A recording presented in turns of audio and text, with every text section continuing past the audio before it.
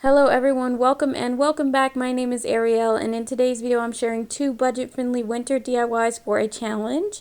And if you like this wreath, then you'll want to stay tuned to hear the rules for my giveaway later in the video.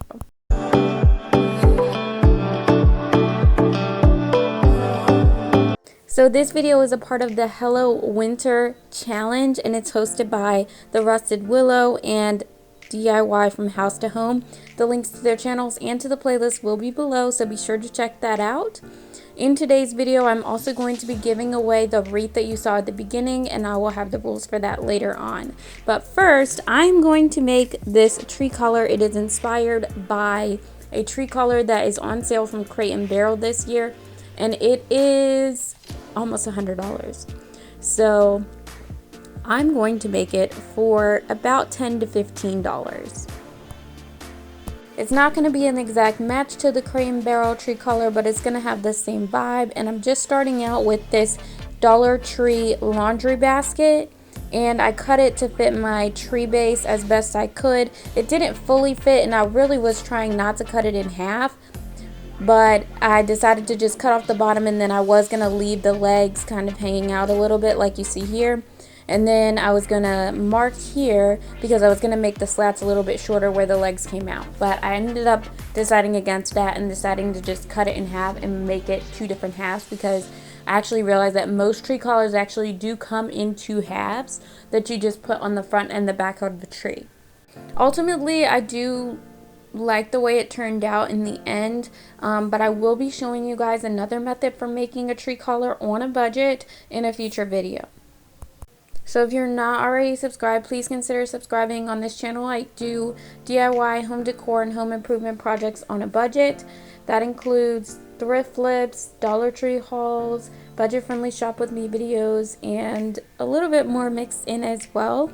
So I would be really happy if you guys would consider subscribing and be my new friends.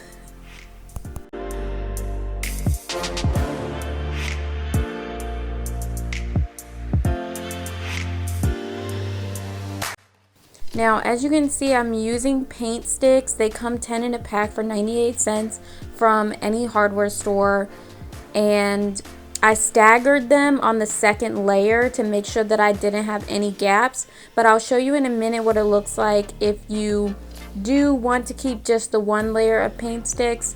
I had only 5 packs because that's all they had left in my store, but as you can see I ran out on the second one, so it had gaps. Both sides look really nice, but the one that was fully covered is the one I used in the front. If you like the one where there's gaps in it, then 5 packs will be plenty for you.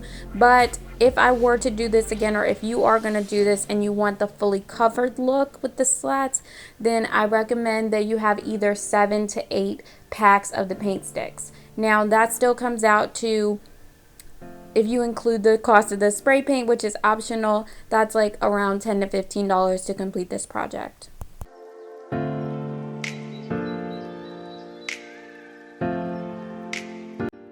And here's the finished look. My tree isn't decorated yet because I am planning on flocking my Christmas tree, and I will share a DIY video on that a little bit later in December. So for the second DIY, I'm going to be making over this thrifted wreath. I'm going to be giving it that snowy flocked look. I bought some flocking powder on Amazon, and I'm using mostly Dollar Tree items to decorate it.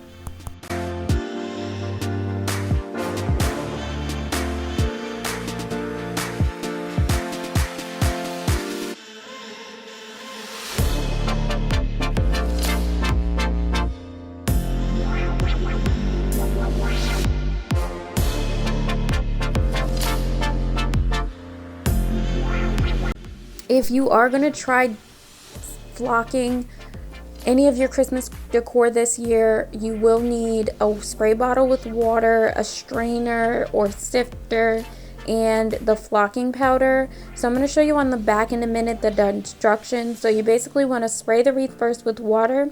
Then you're going to spray and sprinkle the powder on at the same time. And then once you get it to your desired level of snowiness, I guess, then you can spray it one more time with water to seal it in, and it holds really, really well.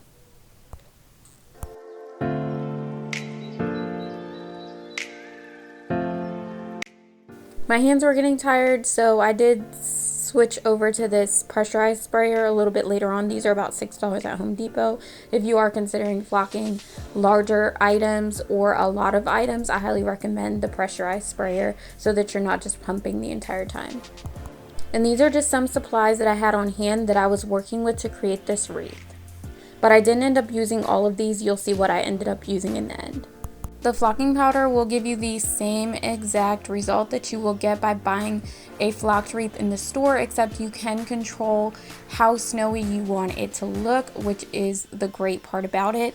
This wreath is going to be my giveaway item for this video.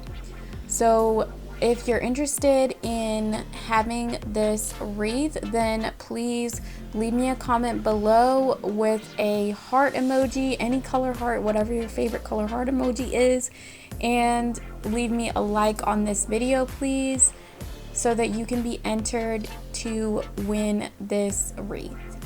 And you can see that there wasn't a lot of snow falling off of it at that point, but at the end I'll show you. Once it's in place, I did do a very good shake of this wreath to get any loose snow flocking off before hanging it up. And I did spray it with hairspray, so it shouldn't be shedding too much anymore, and I'll show you in a minute at the end. Basically me tapping it to show that nothing much is coming off anymore, especially once you get it in place. Again, make sure you like this video and comment a heart emoji if you'd like to be entered to win this wreath.